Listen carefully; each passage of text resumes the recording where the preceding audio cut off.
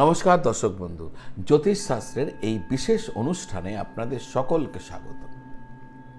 দর্শক বন্ধু, আজকের আলোচনা যাদের কন্যা রাশি তাদের নিয়ে। তার কারণ যাদের কন্যা রাশি তাদের এবার শনিদেব ন্যায় করতে চলেছেন আর তাদেরকে দেবেন কর্মফল। 13 জুলাই থেকে আগামী 28 নভেম্বর 2025 পর্যন্ত শনিদেব বক্রী অবস্থায় থাকবেন। দেখা গেছে বছরের মধ্যে একবার শনিদেব বক্রী হন, আর যখনই তিনি বক্রী হন তখনই তিনি আপনার হিসাব করা শুরু করে দেন, আর হিসাব করার পর আপনার কৃত কর্ম অনুযায়ী তিনি আপনাকে ফল প্রদান করেন। এই বক্রী সময় 29 মার্চ শনিদেব কুম্ভ রাশি পরিত্যাগ করে মীন রাশিতে এসে উপস্থিত হয়েছিলেন, আর এখন 13 জুলাই থেকে তিনি মীন রাশি থেকে আবার বক্রী হয়ে গেলেন।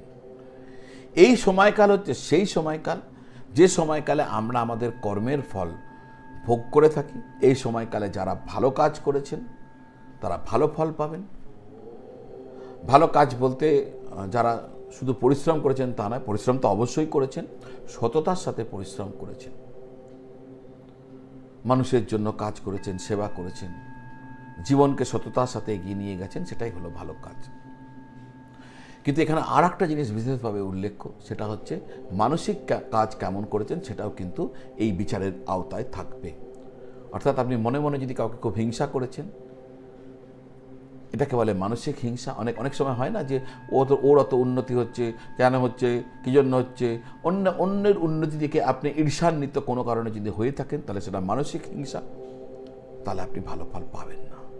তাহলে কাজ যাদের ভালো হয়েছে ভগবান শনিদেব তাদেরকে পুরস্কৃত করতে চলেছেন, আর যাদের কাজ ভালো হয়নি তাদের বিপরীত ফল দিতে চলেছেন। এই হলো সেই সময়কাল যেখানে শনিদেবের প্রভাব 3 গুণ বেড়ে যাবে। দর্শক বন্ধু, এই সময়কালে শনিদেবের চেষ্টা বল 3 গুণ বৃদ্ধি পায়।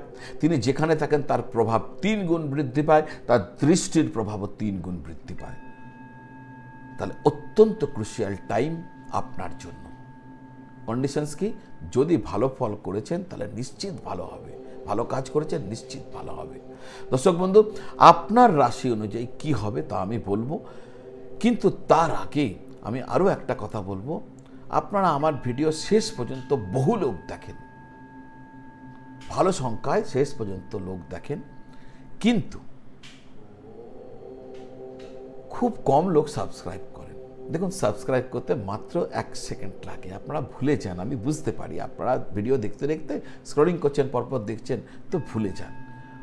আমার এই পরিশ্রম, আমার এই খাটুনি, আমার এই অবজারভেশনস, আমার এই রিসার্চ ওয়ার্ক, এগুলো করতে আমাকে আপনাদের একটা সাবস্ক্রাইব বাটন টিপে দিলে, যদি টিপে দেন, সাবস্ক্রাইব করে দেন, 1 সেকেন্ড লাগে, আমি মোটিভেটেড হয়ে যাই।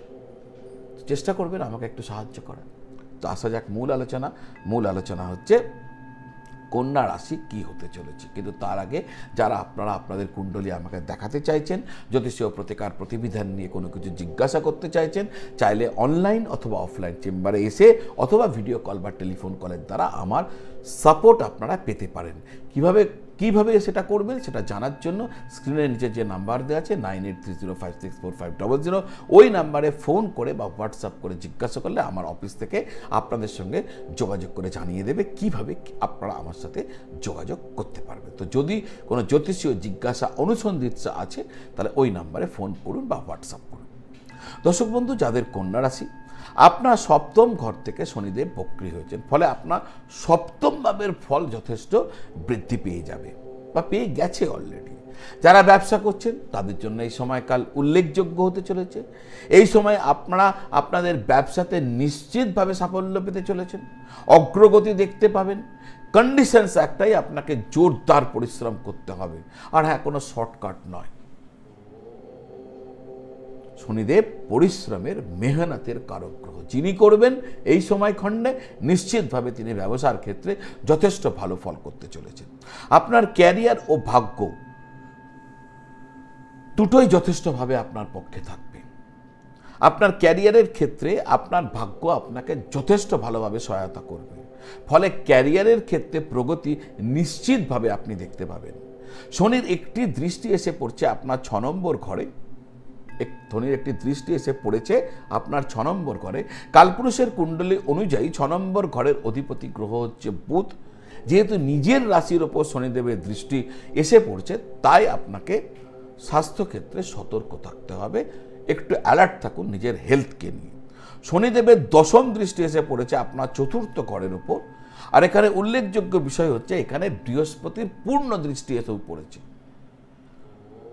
গোচর সিদ্ধান্ত অনুযায়ী 2টি গ্রহের এখানে দৃষ্টি এসে পড়ছে, পূর্ণ দৃষ্টি, ফলে এটা অত্যন্ত ভালো ঘটনা ঘটতে চলেছে। 4র্থ ঘর হচ্ছে ভূমি, ভবন, পদ প্রতিষ্ঠা।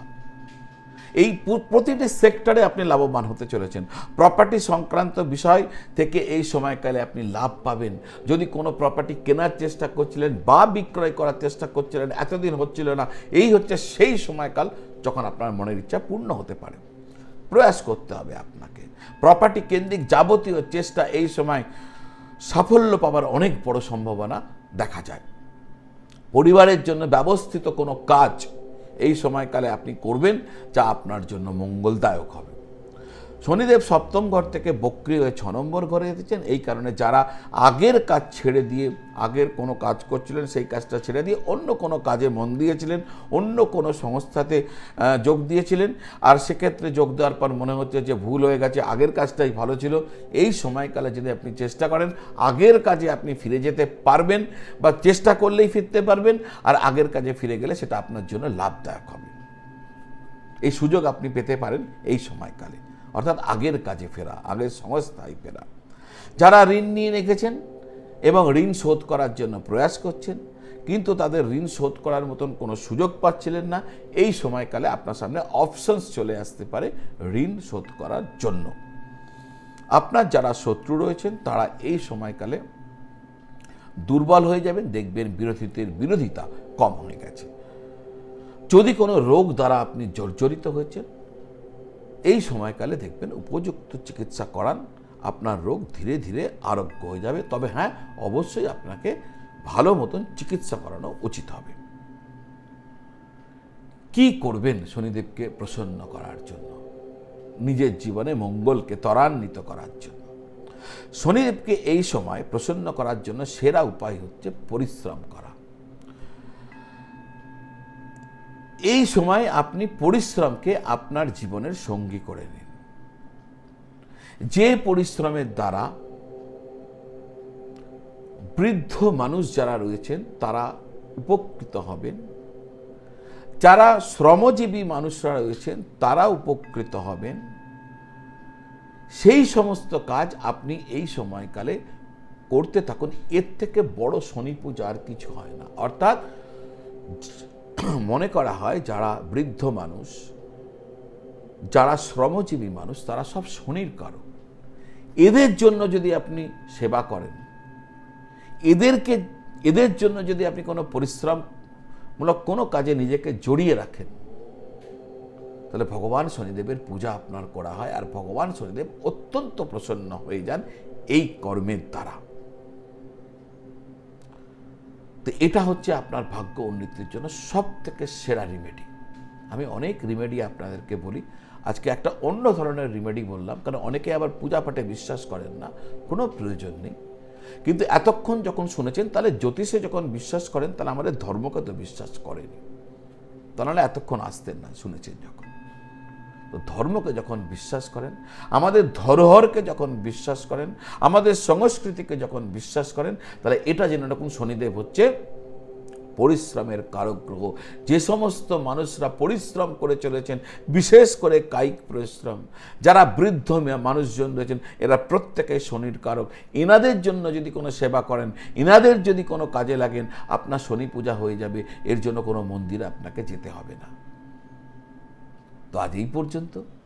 যদি কন্টেন্ট ভালো লেগে থাকে, তাহলে এই ভিডিও আপনার আত্মীয় স্বজন, বন্ধু বান্ধব এদের সাথে শেয়ার করবেন।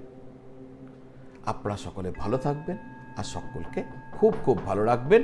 নমঃ শিবায়।